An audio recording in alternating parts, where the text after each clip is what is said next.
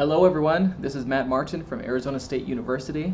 I am very grateful for the chance that I get to present my slides, even though I am not there in the beautiful city of Toronto with all of you and with my co-presenters Julie and Ted. I'm sure that they're doing a wonderful job without me there. So I'm going to talk a little bit about curriculum development, and then if I have time, I'll just talk a little bit about the curriculum that I used at the Duke Family Medicine Residency Program. So curriculum development can include a lot of things. I think it's important to have theory-based curriculum development, and the kind of theory that I'm talking about is learning theory. So let me talk more about that.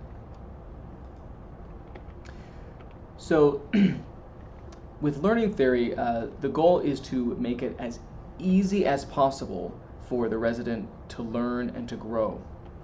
And there are three levels to use when making that approach. There's the cognitive level, and that's really the content, the stuff that the resident has to learn. Then there's the affective level. This is like the motivation, the reason for why they have to learn about brief psychosocial interventions for primary care, or why they have to learn about family conferences or family meetings, or why they have to learn about how to diagnose for depression. And then there's the metacognitive level, and that's where you teach them how to learn even more.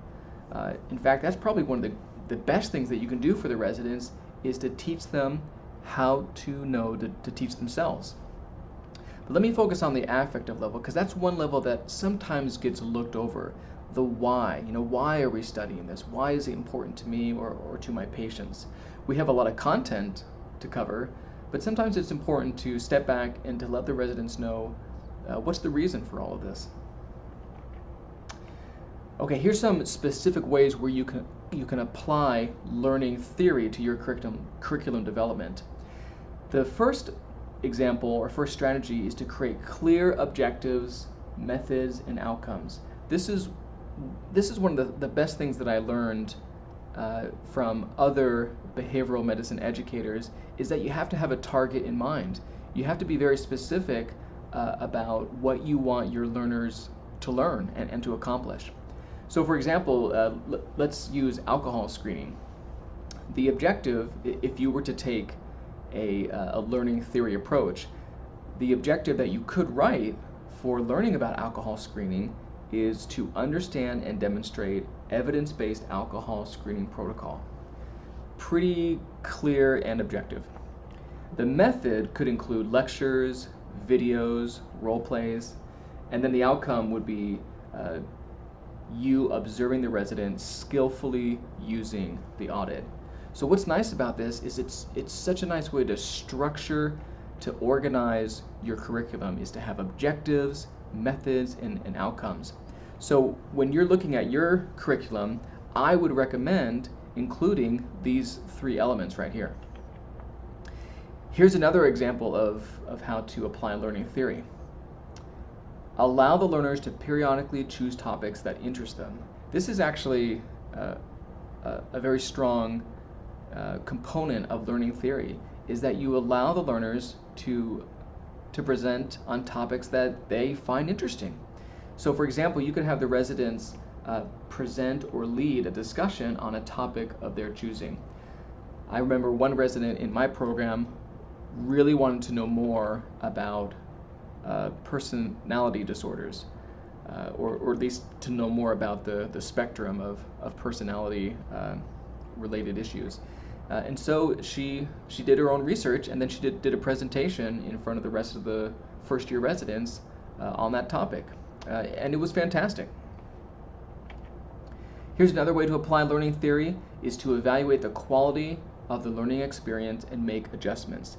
In other words, make your teaching measurement based. Get feedback on how you're doing. Let the residents help to improve your curriculum.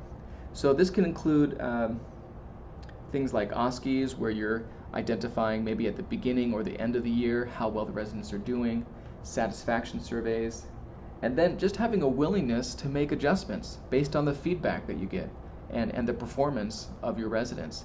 If it seems like their performance really isn't increasing by the end of the year, that is really good feedback for you to make a change to your curriculum.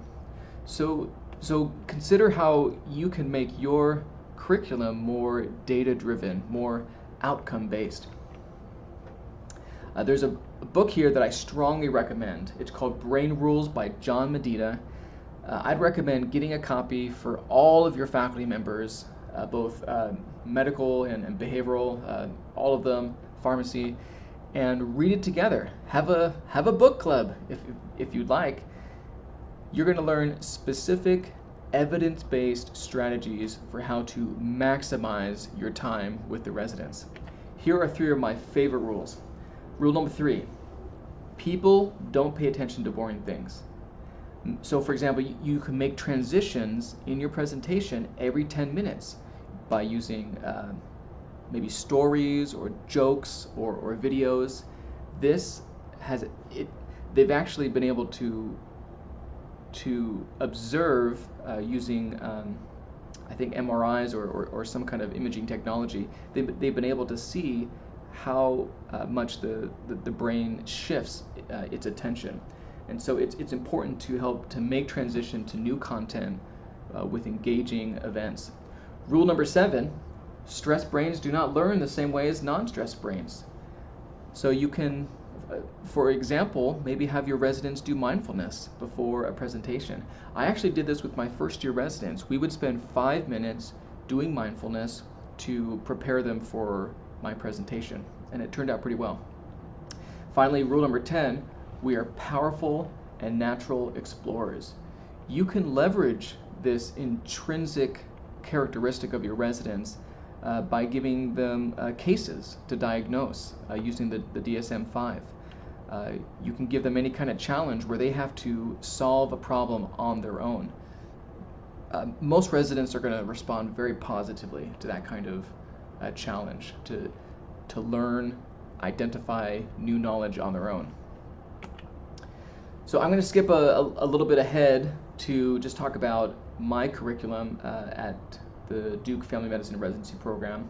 So what we did well is we did a pretty good job covering substance use prevention, health literacy, behavioral health integration, community medicine, and QI. And a lot of that was curriculum that I developed. It was content that I had learned from going to conferences or talking to other educators, and also just talking to the faculty at my own site. I was able to identify gaps in the residents' knowledge that needed to be addressed. My goals, though, for improving the curriculum were to do more inpatient observation and teaching, and then more outcome-based learning. I just wasn't spending a lot of time over the hospital, and there are so many opportunities to teach residents over at the hospital that I was missing out on. So that's one change I would have made. And then the other one was just collecting more data, more feedback from the residents about their performance and about how well I was teaching them. Thank you for listening. You're in good hands with Julie and Ted, and I'm sad that I can't be there with you. This is a great presentation, and I hope that you enjoy the rest of it. Thank you so much.